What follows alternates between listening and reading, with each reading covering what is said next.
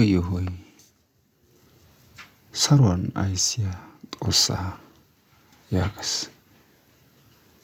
Mazamure maxaafaa shemppuwa 4 payduwa 8ppe gakkidi be'iyoode Xoossaa qaalay yaagees.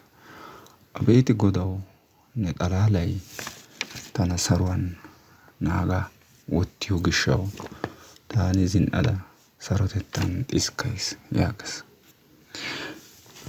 Galla galla nu qaattaappe issoy xiskkuwa. Ubba asay zin"ees. Zin"iyo wode denddiyoogaa ammanidi zin"eettees. Hachchi qassi Xoossaa qaalay issibaa nuna tamarissees. Hagee qassi galla galla nuuni oottiyoogaa daro asati suure akeekokkona.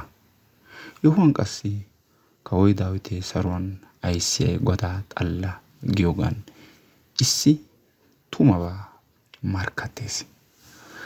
Saruwaninne woppan ayssiyaagee Xoossaa. Xiskkuwan wodiyan darobati merettanawu danddayoosona. Shin Godaa xallay ubbaappe ashshidi nu de'uwaa naagidi yiya wodiya nuna attees. Hegaa gishshawu hagaassi Xoossaa galateetii? Ee, ha tumatettaa hachchi eranawu koshshees.